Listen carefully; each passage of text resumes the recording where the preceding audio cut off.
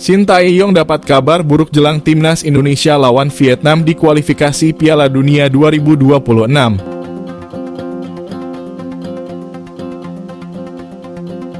Shin Tae-yong mendapat kabar buruk. Sang kiper andalan Shin Tae-yong di timnas Indonesia U23 dan senior, Hernando Ari, mengalami cedera saat memperkuat sang klub, Persebaya Surabaya. Kemarin Persebaya Surabaya menjamu Bayangkara Football Club di lanjutan Liga 1. Ketika pertandingan hendak berakhir, Hernando Ari digantikan kiper cadangan Andika Ramadhani. Hernando Ari diganti karena mengalami cedera bahu di laga tersebut. Kelar pertandingan, pelatih Persebaya Surabaya Paul Munster tidak mengetahui kondisi Hernando. Mengutip dari laman resmi Persebaya Surabaya, Hernando Ari masih dalam pemantauan tim dokter Persebaya Surabaya. Sekarang harapannya kiper 21 tahun itu segera pulih dari cedera yang sempat diderita sebelumnya. Sebab keberadaan Hernando tak hanya dibutuhkan Persebaya Surabaya, tapi juga timnas Indonesia U23 dan senior. Jika hal terburuk dialami Hernando Ari, timnas Indonesia praktis membutuhkan kiper alternatif yang kualitasnya tak kalah dari Hernando Ari. Di level senior, Maarten Paes diharapkan sudah tersedia saat timnas Indonesia 2 kali menghadapi Vietnam di kualifikasi Piala Dunia Zona Asia pada Maret mendatang. Sementara di level U23, Churus Margono diharapkan siap tempur saat timnas Indonesia U23 ambil bagian di Piala Asia U23 pada April. Keberadaan kiper jempolan dibutuhkan demi menuntaskan 2 target timnas Indonesia ke depan.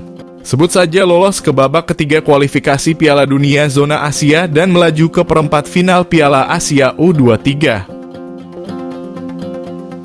Kiper keturunan milik klub Bundesliga, Football Club Augsburg, tertarik membela timnas Indonesia.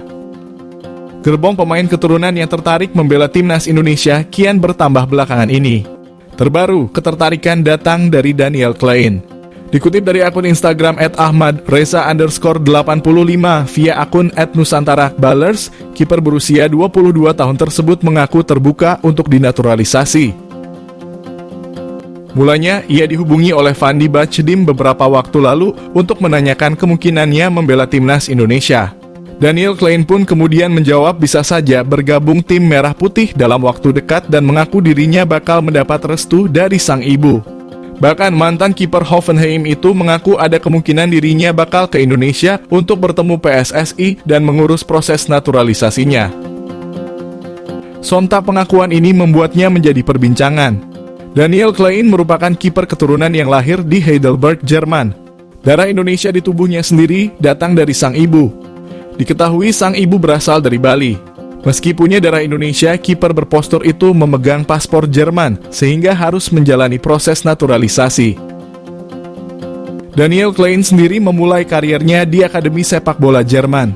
Saat masih di level akademi, Daniel Klein selalu jadi andalan di tim U17 dan U19 Hoffenheim. Bahkan, ia juga jadi andalan di tim kedua selama semusim. Rekam jejak Daniel Klein di masa muda terbilang mentereng. Kala membela Hoffenheim, dirinya menjadi andalan timnas Jerman level kelompok umur. Karena kiprahnya itu, Daniel Klein sempat ditanya tentang kemungkinan membela timnas Indonesia pada 2021 lalu. Hanya saja dirinya menolak dan memilih tetap berada di Jerman.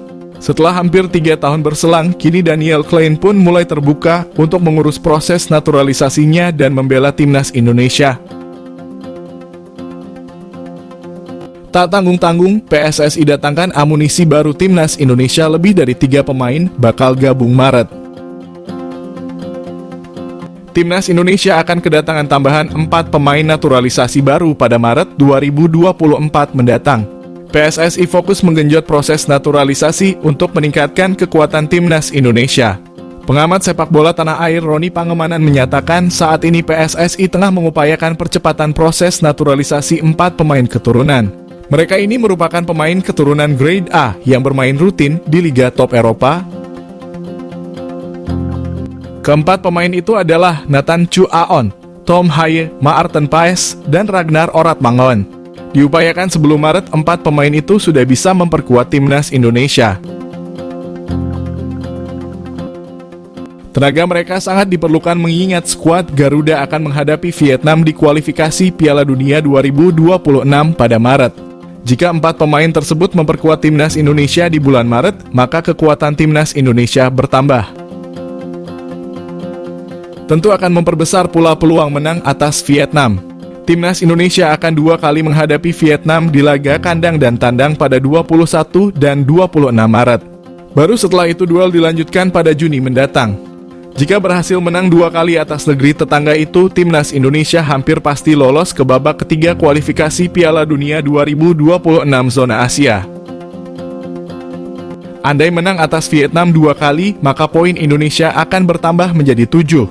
Timnas Indonesia tinggal butuh tambahan 3 poin lagi di 2 laga sisa kandang kontra Irak dan Filipina 6 dan 11 Juni untuk memesan tempat di babak ketiga. Sejauh ini proses naturalisasi 4 pemain ini memang terus berjalan. Kehadiran pemain-pemain top itu diharapkan dapat memperkuat performa timnas Indonesia di bawah asuhan Shin Tae-yong.